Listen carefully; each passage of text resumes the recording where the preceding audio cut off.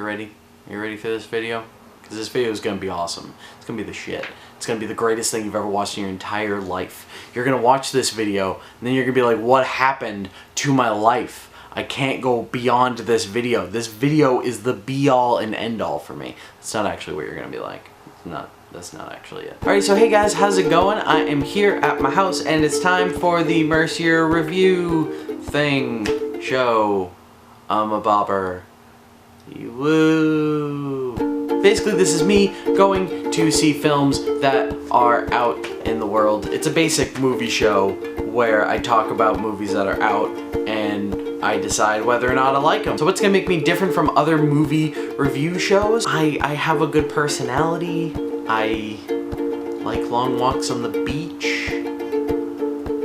I'm weird. In all honesty, what's gonna make this different is that I'm not going to necessarily always talk about, you know, the cinematography or, you know, some of the things that most people talk about. I'm not gonna go as much into the deep thematic problems that are created in here. But what I am going to talk about is what the film is attempting to do. So let's move on to the first movie that I will ever review on this channel. Our brand is Crisis. You're probably going to watch this video and be like, he's really weird, but I think he's cool. So Our Brand is Crisis stars Sandra Bullock. It focuses around a Bolivian presidential campaign. Sandra Bullock plays a brilliant but morally bankrupt strategist for a candidate who is just dying in the polls, like 26 points down in the polls with like 90 days left to go. So one of the things that very quickly became clear in this movie is that it's trying to take itself as a dark comedy, but also to really emphasize on the drama of the whole spectrum of what is going on here. The fact that you're in the middle of an actual, well, not an actual campaign, but what was an actual campaign. And I gotta say, there's a lot of things that they did right.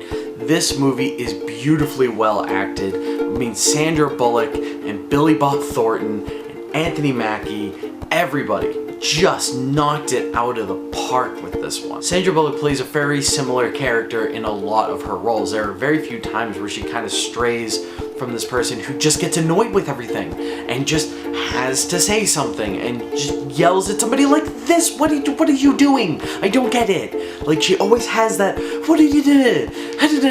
What did it? Just watch Miss Congeniality. She does that for 2 hours and then she did that for 10 years. But even so, Anthony Mackie puts in a great performance. I don't think it's physically possible for him to mail in a performance. Billy Bob Thornton plays just amazing. He's playing James Carville if James Carville was actually as evil as he looked. This movie is great at making everybody into anti-heroes, people that you're supposed to root for despite the fact that they are terrible human beings. But where does this movie fail? Well, it fails in making you root for the anti-heroes. The problem is that it makes everybody equally evil. So you're supposed to root for the person that you're seeing on the screen the most.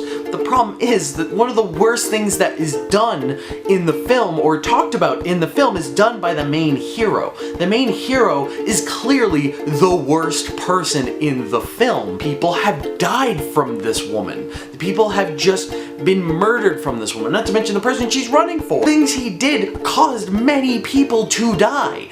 Unnecessarily. There wasn't even a war. It was amazing to me that they were like, yeah, this is the side we'll tell the story from. No,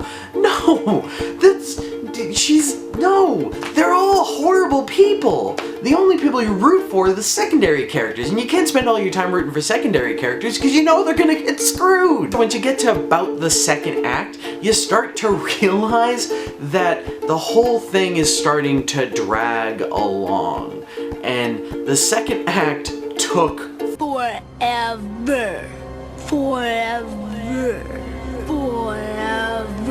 I gotta say, that was painful because they stopped giving you time references so that you know where people are. You went through almost about 45 minutes to an hour, it felt like, before they gave you another check-in to show you where everyone was. On top of that, they're trying to build this into a very dramatic movie with comedy elements, but the problem was that while the comedy hit, the drama just felt glossed. Every time there was a major hurdle, they either ignored it or quickly resolved it in the weirdest way possible. This film would have worked a little better if they had made the second act a little shorter and tried to give you some places where you can go, okay, where are we in the time frame? So the intent of the film, which was to be a dramatic film with a lot of comedic elements, kind of fell flat because the comedy really came through,